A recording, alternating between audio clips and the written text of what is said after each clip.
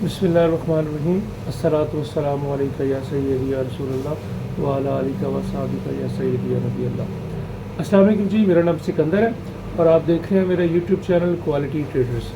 आज की इस वीडियो में हम डिस्कस करेंगे कि जी टायर में हवा का प्रेशर कितना होना चाहिए, ठीक है, और उसको हमने कैसे मेंटेन करना है और हमें यहाँ पे क्या क्या प्रॉब्लम्स आती हैं, ठीक है, और उसमें कंपनी रिकमेंडेशंस क्या हैं और हम यहाँ पे क्या क्या प्रैक्टिस फॉलो करते हैं जिसकी वजह से हमारे टायर जो है वो जल्दी ख़राब होते हैं या बाद का टायर ब्रश भी हो जाता है, ठीक है। तो सबसे पहले हम इसमें डिस्कस करेंगे जी प्रॉब्लम्स हमारी क्या है उसमें, देन मैं आपको बताऊंगा कि उसके नुकसानात हमें क्या क्या हैं टायरों में, ठीक है, और देन फिर ये हम डिस्कस करेंगे कि उसका सलूशन क्या है या हम उसमें बेटर क्या कर सकते हैं, क्योंकि आगे गर्मी का मौसम आ रहा है और उसमें यह है कि टायर का जो प्रेशर है हवा का उसको मेंटेन करना बहुत ज़रूरी होता है, ठीक है, ताकि टायर आपका ख़राब ना हो।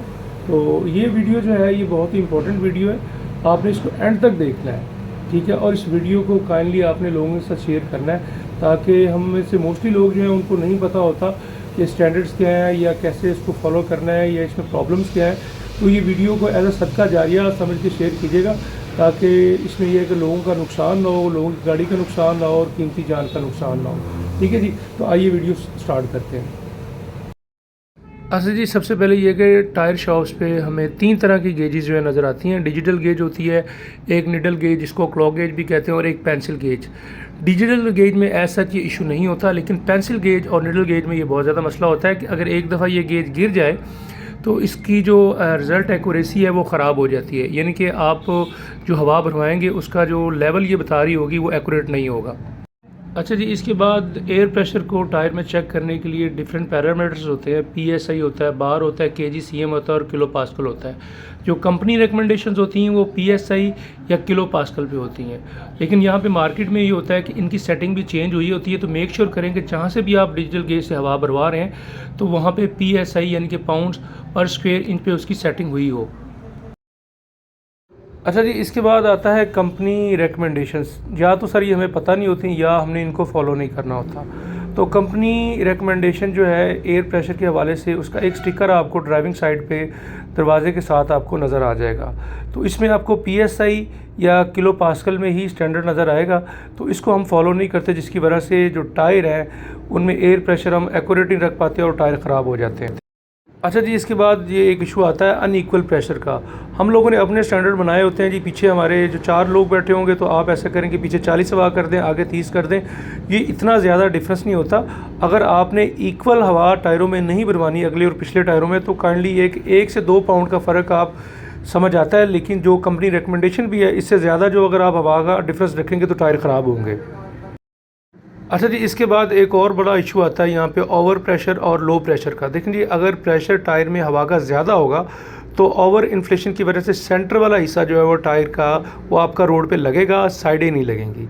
और अगर हवा का प्रेशर कम होगा तो साइडें लगेंगी और सेंटर नहीं लगेगा टायर का। तो उसके हिसाब से भी देखें तो प्रेशर हवा का इक्वल होना, एक्यूरेट होना ज़रूरी होता है। अच्छा जी, इसके बाद एक और बड़ा मसला है हम लोगों का कि हम लोगों ने रूटीन में एयर प्रेशर को चेक ही नहीं करवाना होता। हम में से मोस्टली लोग एयर प्रेशर को तभी चेक करवाते हैं अगर टायर पंचर हो जाए या टायर में कोई मेजर मसला बन जाए। तो जैसे हमारे यहाँ गर्मी के मौसम में टेम्परेचर बहुत ज़्यादा हाई होता है, उसकी वजह से भी जो एयर प्रेशर है वो इंक्रीज़ हो जाता है। तो उसकी वजह से भी टायर आपका ख़राब हो जाएगा या टायर आपका फट जाएगा। अच्छा जी, इसके बाद एक हमारा बहुत बड़ा मसला यहाँ पे ये है कि हम अपना टाइम बचाने के लिए टायर को खुलवाए बगैर इसको पंचर लगवा लेते हैं, जिसको हम आम ज़ुबान में सूए वाला पंचर कहते हैं। एक तो सर ये टायर आपका ख़राब कर देता है और दूसरा ये है कि एयर का प्रेशर अगर वक्ती तौर पर इसमें मेंटेन भी रहे और लीकेज रुक भी जाए तो थोड़े दिनों बाद आप चेक करेंगे सूए वाले पंचर की वजह से दोबारा आपको लीकेज नज़र आना शुरू हो जाएगी।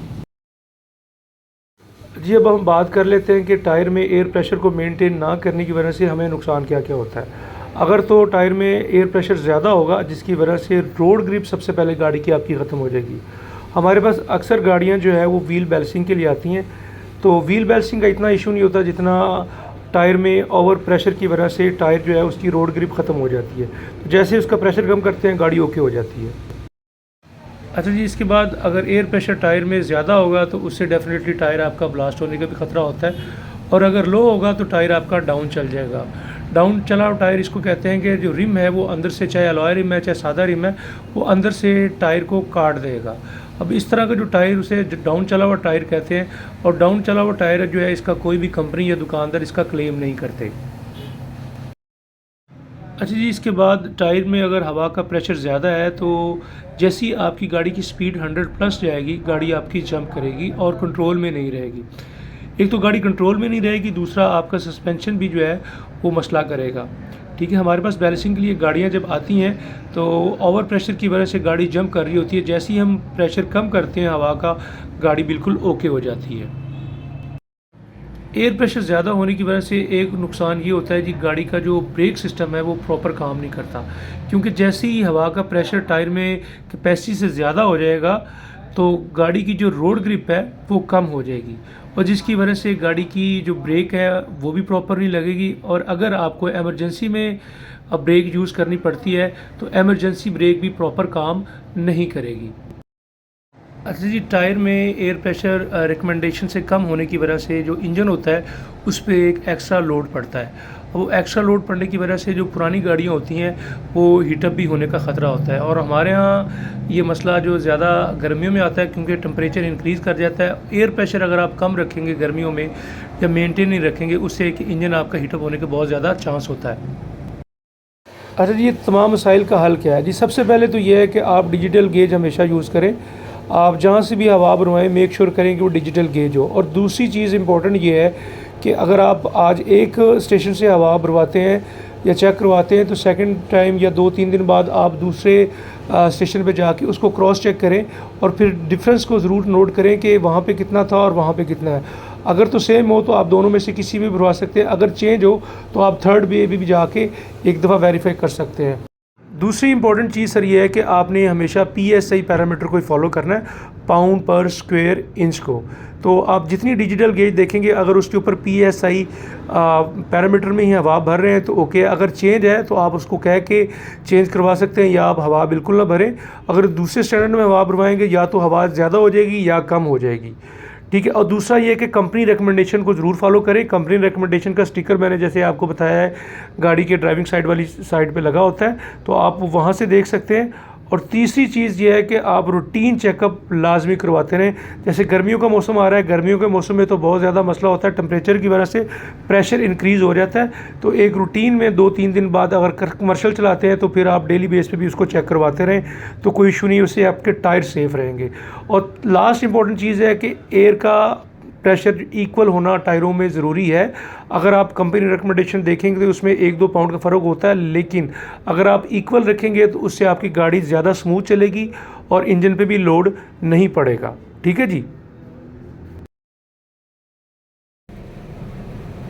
अच्छा जी, जैसे कि हमने ये सारा डिस्कस किया कि हमें यहाँ पे प्रॉब्लम्स क्या क्या हैं और उसका नुकसानात क्या क्या हैं और उसका सलूशन क्या है या उसमें हम बेहतर क्या कर सकते हैं, तो ये सारी चीज़ें तो एक साइड पे, लेकिन सबसे इसमें जो इम्पोर्टेंट चीज़ है वो ये है कि रूटीन में आप आगे मौसम चेंज हो रहा है, रूटीन में हवा को ज़रूर चेक करवाएं और उसको क्रॉस चेक लाजमी करवाते रहें। 2 से 3 दिन बाद आप अगर एक पेट्रोल पंप से या जहाँ पे डिजिटल गेज लगी है वहाँ से हवा भरवाते हैं तो उसको क्रॉस चेक करने के लिए दूसरे किसी पेट्रोल पंप पे जहाँ पे डिजिटल गेज लगी हुई या शॉप जहाँ पे डिजिटल गेज लगी हो, अब वहाँ से हवा उसको चेक करवाते रहें ताकि हवा मेंटेन रहेगी तो आपके टायर्स जो हैं वो सही रहेंगे।